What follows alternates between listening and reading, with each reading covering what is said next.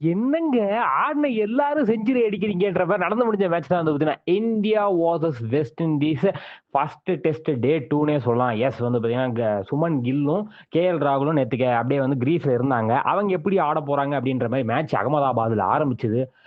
அடிக்க ஆரம்பிச்சாங்க பாருங்க. ஒவ்வொரு அடி இட்டி மாரி விழுகுன்ற மாரி.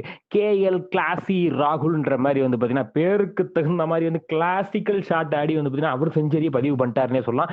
இந்த பக்கம் சுமன் கில் 100 பாலுக்கு 50 ரன் எடுக்கும்போது வந்து பார்த்தீங்கன்னா, அவுட் ஆயிட்டாரு. என்னங்க நீங்களும் செஞ்சுரி அடிப்பேன்னு பார்த்தேன். நீங்களுமா?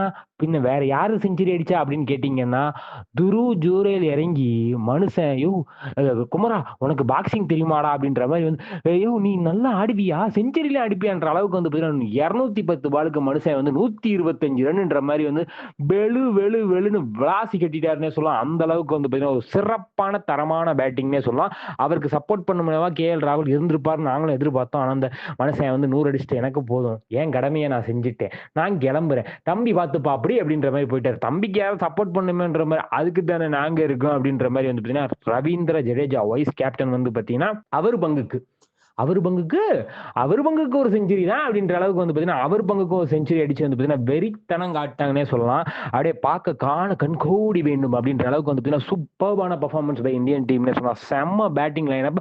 அந்த ஸ்ட்ரென்த்த வந்து பார்த்தீங்கன்னா, நீங்க இங்கிலாந்துல காமிச்சிருந்தீங்கன்னா, ட்ரோஃபி நமக்கு தான் டிராவ் ஆகாம அப்படின்ற மாரிலாம் வந்து மனசு ஏங்குச்சு. இருந்தாலும் வெஸ்ட் இண்டீஸ் பவுலிங் வந்து பார்த்தீங்கன்னா, கொஞ்சம் சுமார் தான். ஸோ அதனால அடிச்சுட்டாங்களான்லாம் கேட்டீங்கன்னா, இல்ல. இந்தியா ஃபார்ம்ல இருந்தாங்க. அதனால அடிச்சுட்டாங்க. இதுதான் நமக்கு தேவையான மிடில் ஆர்டர் ஸ்ட்ரென்த் அப்படின்னு நம்ம எதிர்பார்த்துட்டு இருந்தது. ஸோ வந்து பார்த்தீங்கன்னா, செமையா போயிட்டு இருக்கும்போது 125 ரன்னுக்கு வந்து துருவ் ஜுரேல் அவுட்டு.